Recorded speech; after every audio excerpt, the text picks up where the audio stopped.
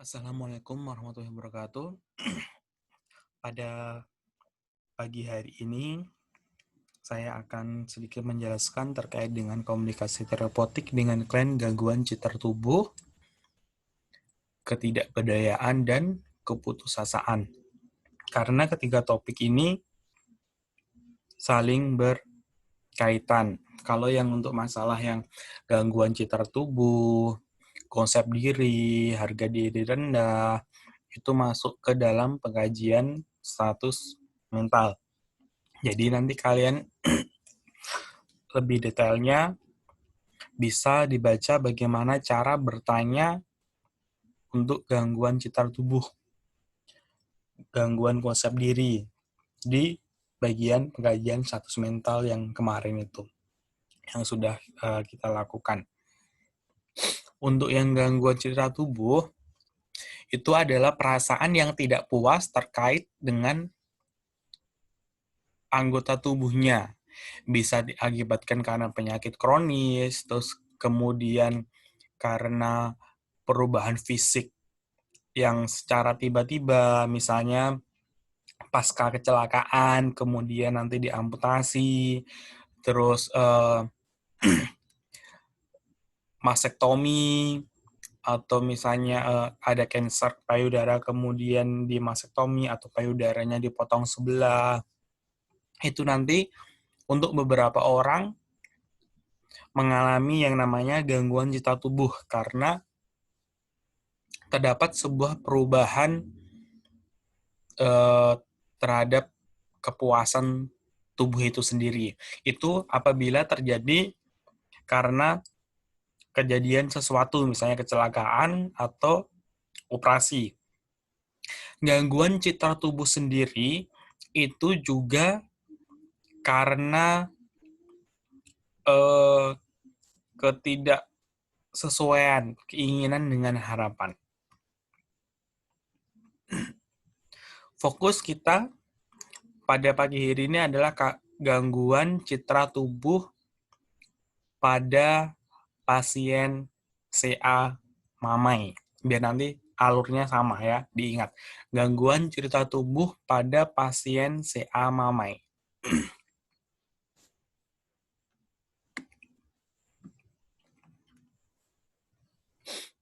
Untuk pengkajian, itu nanti ada subjektif dan objektif. Yang pertama, mengumpulkan perasaan adanya perubahan pandangan tentang tubuh, misalnya penampilan. Ketika kita sedang mengkaji, terutama pada pasien-pasien post-operasi, amputasi, mastektomi, dan sebagainya yang mengurangi anggota tubuh, itu ketika ada perasaan atau pandangan terkait penampilan, struktur, atau fungsi dari tubuhnya. Pasien stroke pun juga sama, itu berarti terkait dengan fungsi tubuhnya. Mengungkapkan persepsi atau pandangan adanya perubahan pandangan terhadap tubuhnya. Oh, dulu itu saya bisa berjalan, saya bisa bekerja, tapi sekarang saya tidak bisa bekerja lagi karena saya sakit stroke, karena kaki saya diamputasi, karena tangannya diamputasi. Oh, sekarang saya sudah tidak cantik lagi, takut suami saya itu tidak suka dengan saya, karena payudara saya sudah dioperasi sebelah, bentuknya tidak simetris. Nah, itu ungkapan-ungkapan yang sering dilakukan oleh pasien ketika kita melakukan pengajian atau kita sedang melakukan perawatan tindakannya. Ketika pasien sudah mengeluarkan kalimat-kalimat seperti itu, tanpa kita kaji, kita tahu, oh, pasien ini ada gangguan citra tubuh.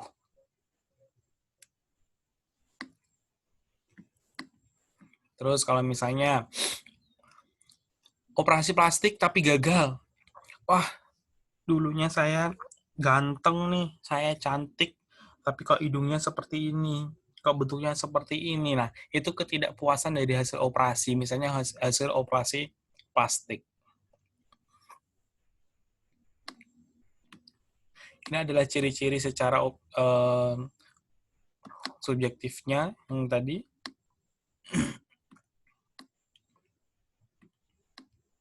mengatakan perasaan negatif tentang tubuhnya, kekhawatiran. Secara objektifnya, yang perlu kita perhatikan berarti data DO-nya perubahan atau kehilangan anggota tubuh, baik bentuk, struktur, maupun fungsinya. Jadi, objektif itu apa yang bisa kita lihat. Oh, ternyata pasiennya tampak sedih nih, habis diamputasi. Oh, pasiennya habis diamputasi kaki sebelah kiri. Oh, habis diamputasi bagian sinestra mamainya. Menyembunyikan atau memamerkan bagian tubuh yang terganggu. Jadi untuk gangguan citra tubuh ini bisa orang itu malu atau show up atau menunjukkan bagian tubuh yang terganggu. Misalnya, Mbak,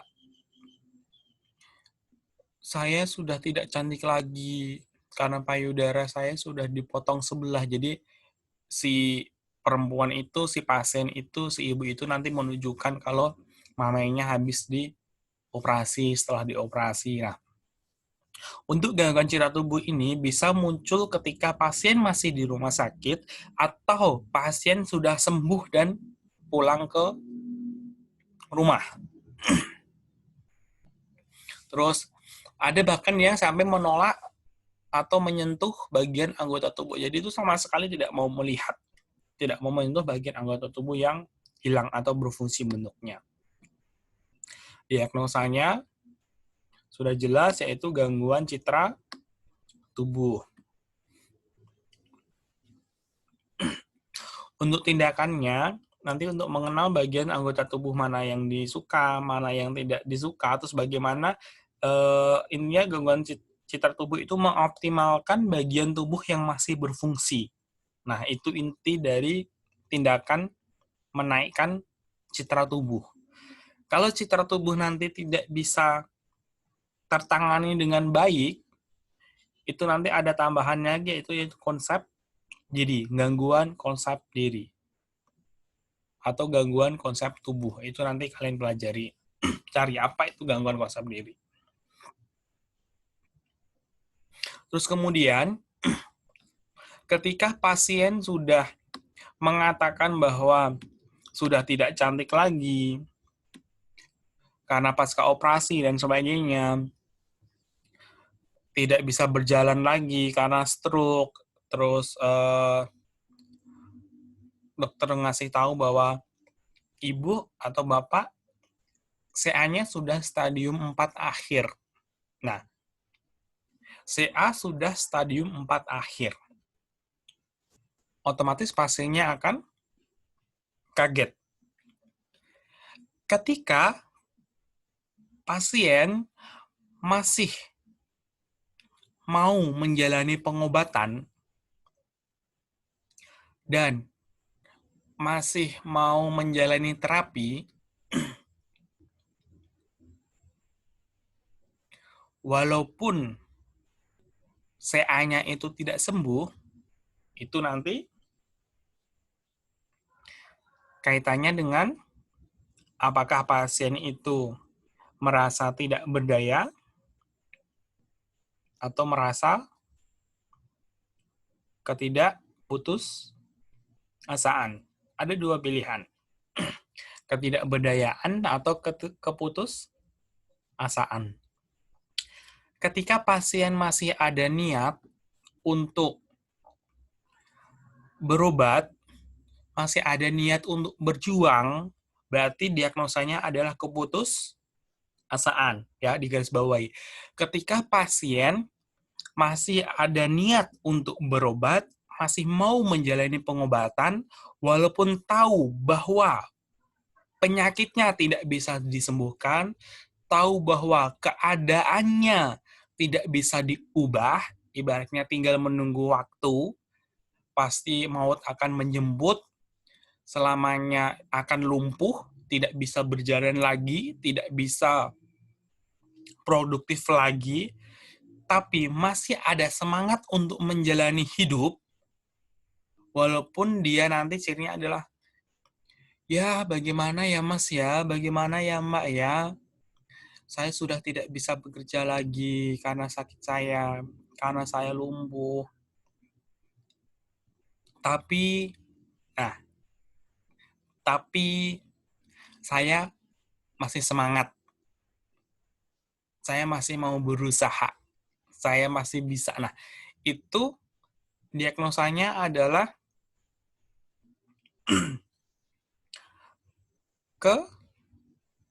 putus ketidakberdayaan. Diagnosanya adalah ketidakberdayaan. Namun, ketika pasiennya itu bilang, ya sudahlah, ini penyakitku sudah stadium 4, mau di kemo, mau operasi juga nggak bakalan sembuh. Nanti malah tambah parah. Saya sudah pasrah aja, terserah. Nanti juga mati. Ketika kalimatnya seperti itu adalah keputusasaan. Ketika pasien masih ada niat, masih ada semangat untuk melakukan terapi, pengobatan, untuk semangat lagi, berjuang, itu adalah ketidakberdayaan. Tapi, ketika pasien tidak mau berobat, tidak ada semangat, pasrah, itu berarti keputusasaan. Jadi pasien itu putus asa bahwa apapun yang dilakukan itu tidak ada gunanya. Pasti akan mati. Tidak akan bisa merubah apapun. Jadi benar-benar pasrah. Ketika pasien sudah benar-benar pasrah, tidak mau melakukan pengobatan dan sebagainya, tidak ada semangat hidup dan sebagainya, itu berarti sudah keputusasaan. Tapi ketika pasiennya masih ada semangat untuk berobat, masih semangat untuk bangkit, berarti ada ketidakberdayaan. Jadi ada niat, tapi dia tahu nih bahwa penyakitnya tidak akan sembuh. Dia tidak bisa berjalan lagi. Dia tidak bisa ngapa-ngapain. Selamanya akan bed rest. Tapi dia pasrah dan punya rasa syukur. Alhamdulillah, saya masih diberi kesempatan hidup dari kecelakaan itu, walaupun saya harus bed rest selamanya, tapi saya bersyukur masih diberi kesempatan untuk hidup. Nah, itu adalah ketidakberdayaan. Ketidakberdayaan atas kondisi yang dialami. Namun masih punya rasa syukur, masih punya rasa semangat. Itu yang bedanya antara ketidakberdayaan dan keputusasaan. Jadi levelnya adalah ketika ketidakberdayaan itu tidak bisa kita support, tidak bisa kita intervensi dengan baik, lama-kelamaan pasien akan jenuh. Nanti akhirnya muncul keputusasaan, jadi tidak mau ngapa-ngapain. Kemudian, untuk materi terakhir, yaitu terkait dengan distress spiritual. Ini sering terjadi ketika di rumah sakit umum, dan masih sangat jarang perawat, tenaga kesehatan melakukan intervensi, melakukan pengkajian terkait kegiatan keagamaan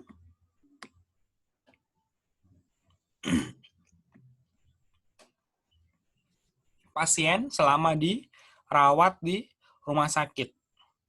Karena kita berpikir bahwa spiritual itu tidak ada masalah ketika pasien dirawat.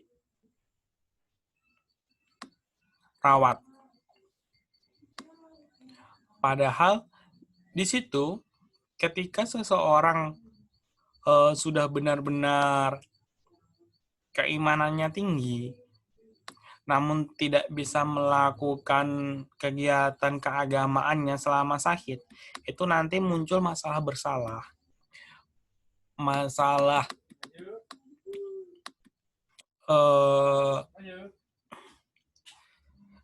tidak nyaman terkait dirawat.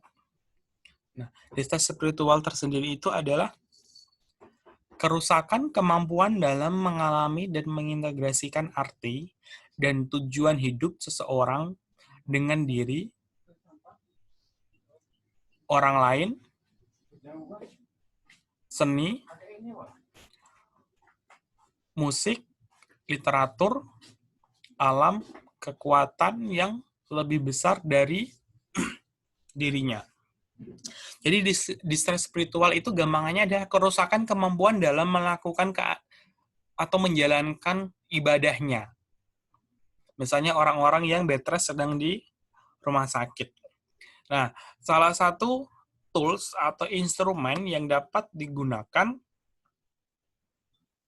untuk mengkaji spiritual si pasien adalah tentang VICA, Spiritual Historical Tools, atau biasanya yang disebut dengan Pusalki VICA Spiritual Historical Tools. Yang depan ini adalah nama pengarangnya atau penemunya. Cirinya itu nanti ada fights atau keyakinan. Kita menanyakan apa keyakinan saudara. Apakah saudara memikirkan diri saudara menjadi seseorang spiritual atau religius? Apa saudara pikirkan tentang keyakinan saudara terkait dengan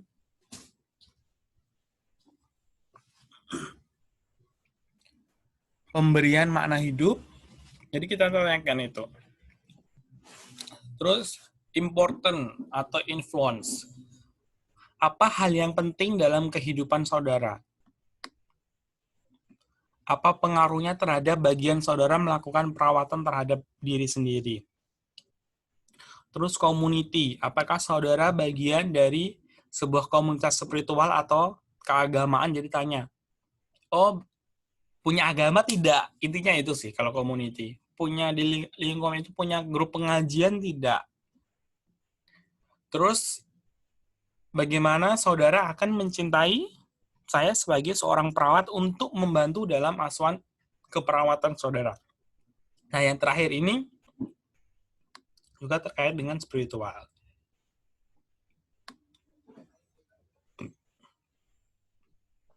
Nah, pengajian aktivitas sehari-hari pasien yang mengkarakteristikkan bahwa terjadinya masalah spiritual atau keagamaan dalam pasien ketika dirawat, yaitu nanti ada muncul sebuah perasaan ketika seseorang merasa gagal, merasa tidak stabil, perasaan ketidakmampuan mengontrol diri, terus pertanyaan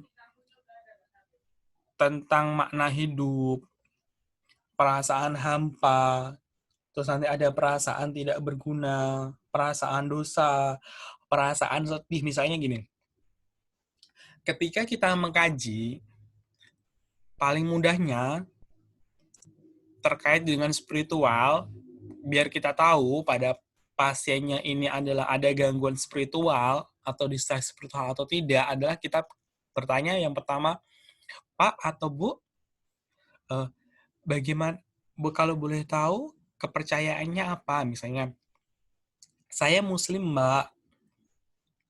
Oh, iya Pak, selama dirawat di rumah sakit, bagaimana keadaan kegiatan beribadahnya, sholat 5 waktunya? Ya, gimana ya Mbak ya, selama dirawat di rumah sakit kan dipasang infus, terus harus pakai pampers, jadi kan ini najis dan sebagainya. Jadi saya ini tidak bisa sholat selama 5 waktu selama dirawat di rumah sakit. Ketika pasien bilang seperti itu, jadi kita harus mengkaji lebih dalam lagi. Kalau untuk kebiasaannya sebelum dirawat, bagaimana? Ya Mbak, biasanya saya sholatnya ke masjid 5 waktu.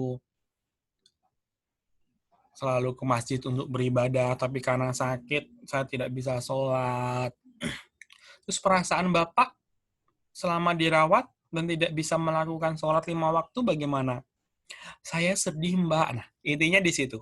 Saya sedih, Mbak, karena tidak bisa sholat dan sebagainya. Itu tuh udah clue, udah poin. Dari situ aja sudah cukup bahwa, oh, pasien ini punya diagnosa distress spiritual, ada gangguan spiritualnya. Sudah ketemu kliknya, berarti tinggal kita melakukan intervensi bagaimana untuk meningkatkan spiritualnya. Dengan memberikan fasilitas biar si bapak ini bisa melakukan sholat 5 waktu. Baik, Pak. Biar Bapak tidak sedih lagi, nanti akan kami bantu, baik dari shift pagi, siang, atau malam, ketika nanti waktunya sholat, juga keluarga juga bisa membantu nanti untuk membersihkan keadaan Bapak. Nanti pempesnya bisa dilepas terlebih dahulu, kemudian nanti bisa dipasang, bisa diseka. Kalau misalnya kan kita tahu kalau kita tidak bisa sholat dengan berdiri, nanti kita bisa dengan keadaan duduk. Kalau duduk tidak bisa, kita juga bisa dalam keadaan berbaring. Toh nanti kalau susah karena pakai infus, nanti bisa dengan tayamum. Yang penting ada niatnya ya Pak ya. Nanti dari perawat maupun keluarga juga nanti bisa membantu Bapak untuk melakukan sholat. Supaya Bapak lebih semangat, lebih bahagia, lebih tenang ketika dirawat di sini. Karena bisa melakukan sholat 5 waktu. Nah, seperti itu ketika kita menemukan pasien dengan distress spiritual. Jadi simple. Ketika pasien merasa sedih terkait dengan tingkat keagamaannya yang tidak bisa dilakukan, juga kita bisa memfasilitasinya. Distress spiritual juga bisa terjadi tidak hanya karena tidak bisa menjalankan ibadah, tapi juga karena kepercayaan-kepercayaan tertentu. Misalnya, dia adalah seorang muslim yang taat, kemudian dirawat di rumah sakit yang Nasrani atau Katolik, yang non-Islam. Kemudian di dalam ruangannya itu ada patung Yesusnya yang besar, ada salibnya, ada patung Bunda Marianya, atau misalnya di rumah sakit Buddha yang ada patung Budanya. Dia masih bisa sholat, tapi pas di kiblatnya itu ada patung Yesusnya, ada patung Bunda Marianya, atau ada patung Budanya. Nah, pas ketika mau menghadap sholat, melihat patung-patung tersebut, jadi merasa tidak nyaman. Nah, itu juga bisa kita munculkan distress spiritual. Jadi tidak hanya pada ketika seseorang tidak bisa melakukan ibadah, namun juga karena keadaan lingkungan. Nah, kalau misalnya ada kasus-kasus seperti itu, kita sebagai tenaga kesehatan bisa menyingkirkan terlebih dahulu atau memindahkan properti yang ada di ruangan tersebut. Kemudian, saya ingatkan lagi, kalau misalnya di Muslim,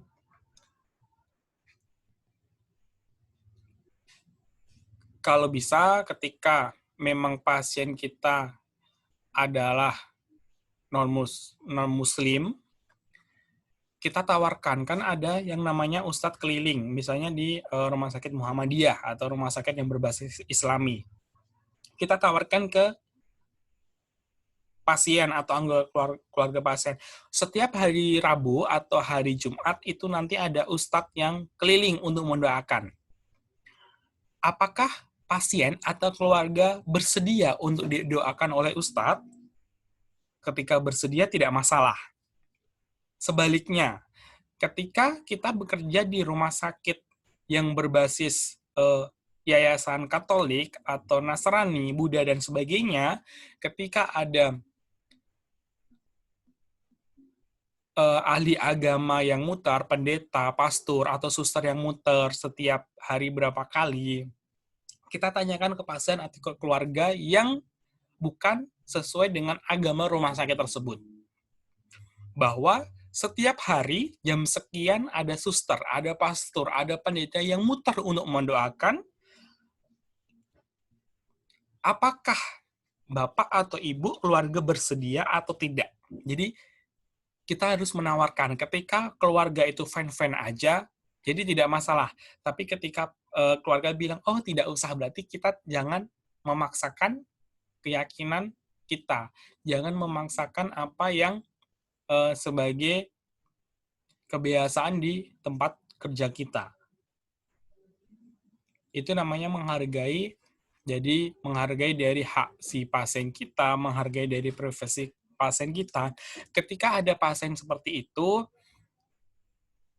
kemudian kita bekerja di rumah sakit yang Katolik atau Nasrani, kemudian di ruangan itu ada patung salibnya atau ada patung Yesusnya, kita bisa menawarkan, Bapak, untuk setiap ruangan di sini memang ada patung misalnya Bunda Maria dan Tuhan Yesus. Oh ya, apakah Bapak tetap berkenan ini dipasang di sini, atau bisa kami copot atau kami tutup selama Bapak dirawat di sini. Jadi kita tawarkan, biar pasien kita juga tenang. Kan kadang seseorang itu merasa tidak nyaman dan sebagainya. Karena kalau urusan agama, urusan kepercayaan itu memang sensitif. Kadang hanya diem, tapi dalam hati itu tidak nyaman dan sebagainya. Itu yang perlu kita tanyakan atau kita kaji ke klien kita, ke pasien kita. Nah, itu inti dari distress spiritual.